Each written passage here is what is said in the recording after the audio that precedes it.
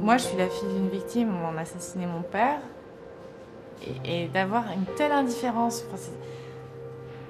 c'est très frustrant de se dire qu'il y a un assassin qui vit en toute impunité. C'est un danger pour la société et on s'en inquiète pas et on ne cherche pas à le mettre en prison aujourd'hui.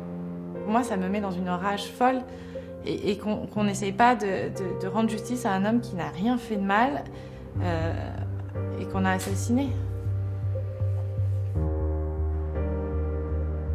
Ma fille a été assassinée de 123 coups de couteau, c'est pas rien.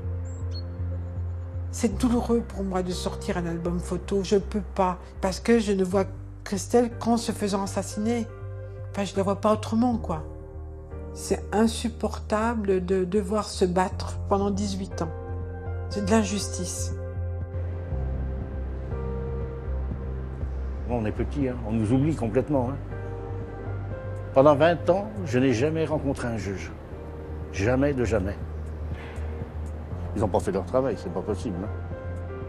Je sais pas ce qu'il faut leur emmener, quoi. Si tu ma fille devant eux pour qu'on puisse le faire passer aux assises, ce type-là. On n'a pas le droit de tuer comme ça impunément et puis dans une société de pas savoir, quoi. La justice, elle fait son boulot, je sais pas. On est au courant de rien. Cécile a disparu le 8 juin 1997 et depuis, rien. Aujourd'hui, je ne sais pas combien de temps le dossier va rester ouvert. Alors, moi, je continue à me battre. Je ne me fais pas d'illusions. On ne se battra pas à ma place.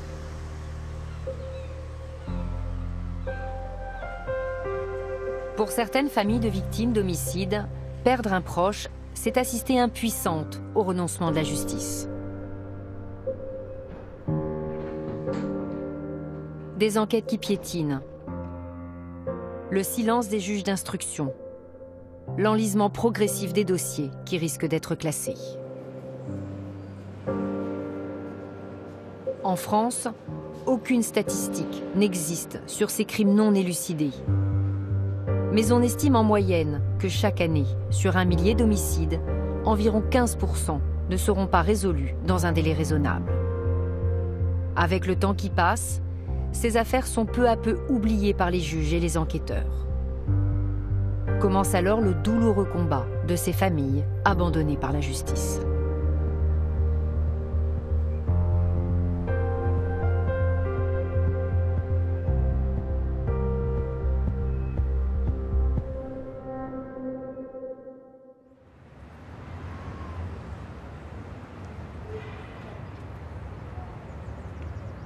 Lundi 23 janvier 2017, au tribunal de Chalon-sur-Saône. C'est aujourd'hui que s'ouvre le procès aux assises de Pascal Jardin, l'assassin présumé de Christelle Blétry. Sa mère, Marie-Rose, s'est battue pendant 20 ans pour que le meurtrier de sa fille, tué en 1996, soit identifié, arrêté et jugé.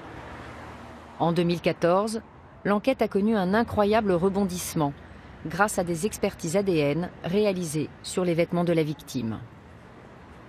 Pour la mère de Christelle, l'ouverture de ce procès est une première victoire dans ce long combat mené pour que justice soit faite. Ça fait 20 ans que je souffre, ça fait 20 ans que Christelle n'est pas là. Ma fille a été assassinée de 123 coups de couteau, c'est pas rien, quoi. Je veux dire, pour moi, c'était une évidence que le meurtrier serait trouvé rapidement.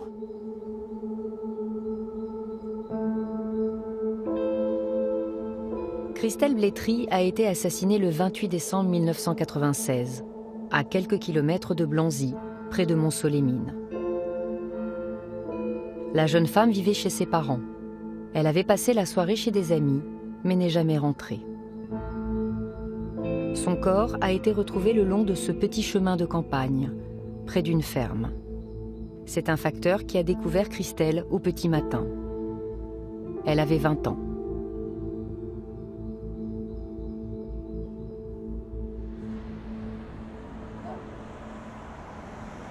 Le samedi matin 28 décembre 1996, nous nous sommes levés avec mon mari. Myriam, ma deuxième fille, nous a dit Christelle n'est pas rentrée, Christelle n'est pas dans sa chambre. Pour moi, c'était anormal. Christelle n'était pas là, c'est qu'il est arrivé quelque chose. On a appelé les hôpitaux locaux, aucune piste de ce côté-là. Donc après, j'appelle le commissariat local qui me dit « venez ».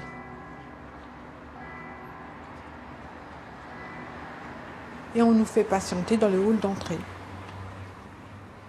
Et ça a duré, et ça a duré, jusqu'au moment où je vois arriver le facteur qui a retrouvé Christelle. Et le pauvre facteur, il avait les bras ballants. Il n'a pas pu me dire, quoi, parce que je pense qu'il savait. Il savait que c'était Christelle. On a appris qu'elle avait été assassinée de 123 coups de couteau par la presse le lendemain.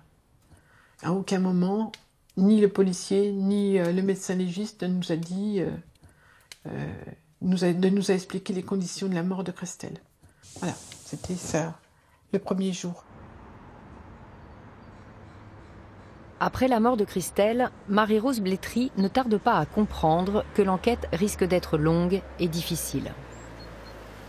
Les premiers policiers sont des gens de la brigade financière. Voilà, vous avez tout compris. Et pourquoi ? Parce qu'il ne faut pas se faire assassiner le 28 décembre.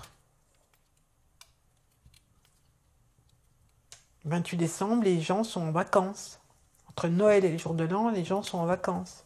C'est comme il faut éviter le mois d'août, il faut éviter Noël, éviter les jours de l'an, il faut éviter Pâques, enfin voilà. Après l'assassinat de Christelle, on a vu les policiers à la maison une fois, on a été convoqués une fois, et après, c'est insupportable qu'on n'enquête pas sur un crime. En réponse à ces premiers attaches, Marie-Rose se constitue partie civile afin d'avoir accès au dossier et de suivre les investigations des enquêteurs. Elle décide aussi de créer une association d'aide aux familles de victimes d'agressions criminelles. L'objectif est de mobiliser l'opinion publique pour que la justice enquête et de récolter des fonds pour payer les frais d'avocat. Très vite, elle est rejointe par d'autres familles de victimes de meurtres, pour lesquelles les assassins n'ont pas non plus été identifiés.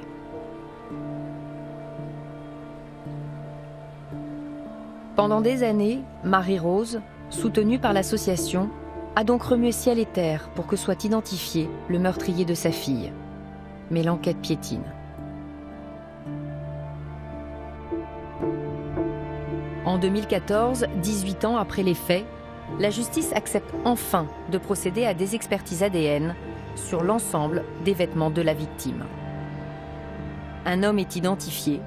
Cet homme, c'est Pascal Jardin. Il avoue les faits avant de se rétracter. Aujourd'hui, il comparaît devant une cour d'assises pour l'agression sexuelle et le meurtre de Christelle Blétry.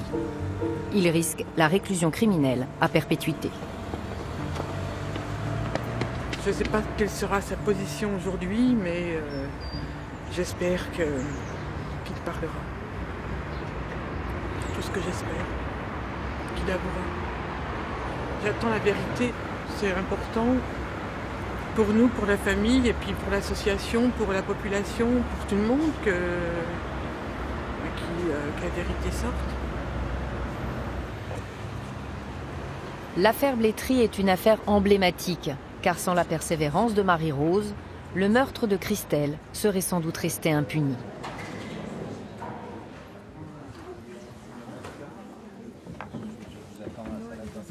Son combat, Marie-Rose ne l'a pas mené seule.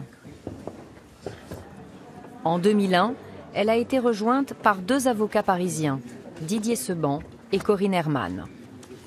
Leur credo est de défendre ceux que la justice a oubliés. Je n'aime pas le nom de victime. Pour moi, ce mot n'existe pas. Il ramène ces familles à un comportement qui n'est pas le leur parce qu'elles sont combattantes et qu'on essaye d'avoir des victimes qui sont combattantes, qui prennent leur affaire en main à nos côtés. On va bien au-delà du travail juridique.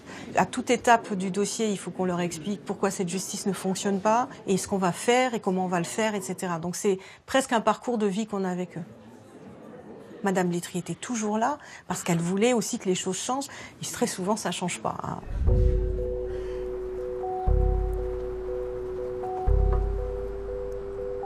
Dans une enquête criminelle,